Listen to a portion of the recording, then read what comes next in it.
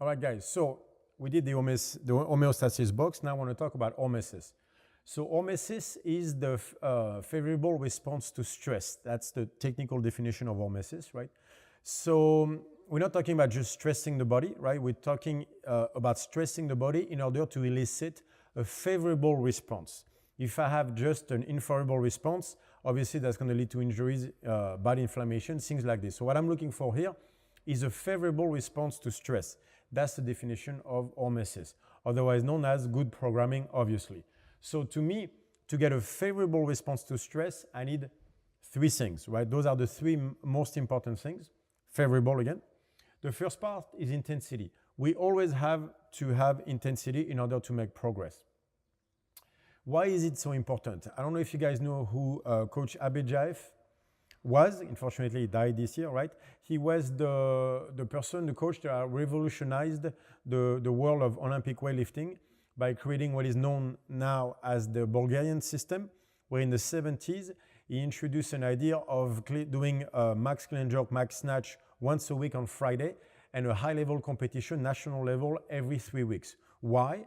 That came out of a biological fact that states that the higher the amount of stress, the higher the quality of the protein being produced. So he took it as the higher the stress, the higher quality of muscle being produced.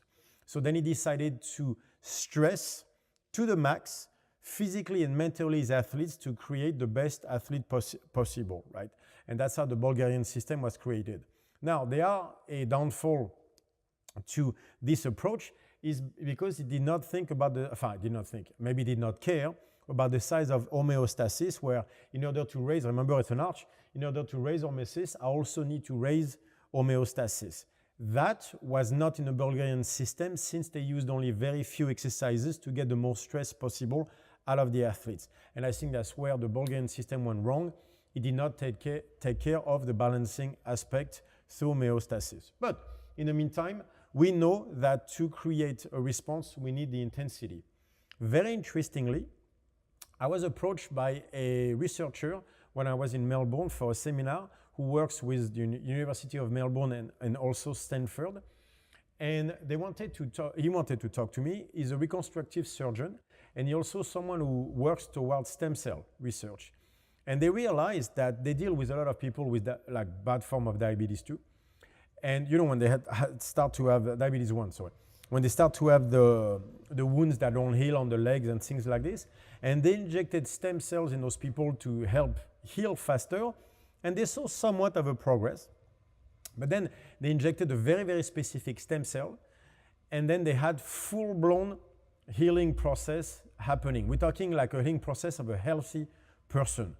So that for them, for the Holy Grail, because that's like having the Wolverine healing factor in that sense, right? Because those are people in really bad shape and they could get a healing back to normal.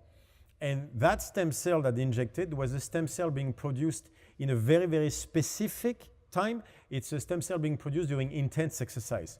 Not just exercise, intense exercise. There is something about intensity. That's what the body is built for. We need intensity to create a response. So that's a very important part.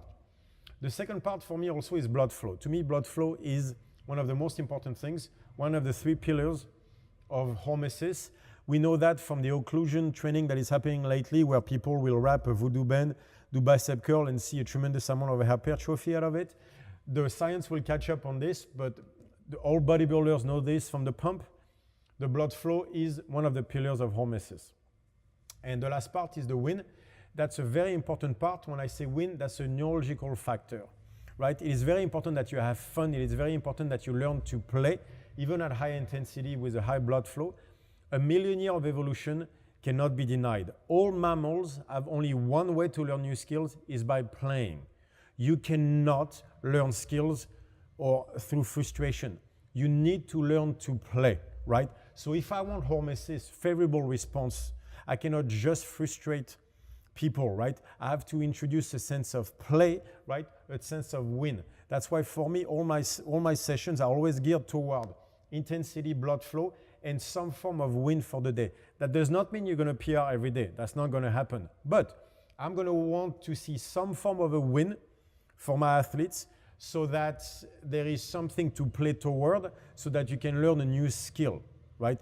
It is the way evolution brought us along. It is very important. So those three are the pillars of the hormesis concept.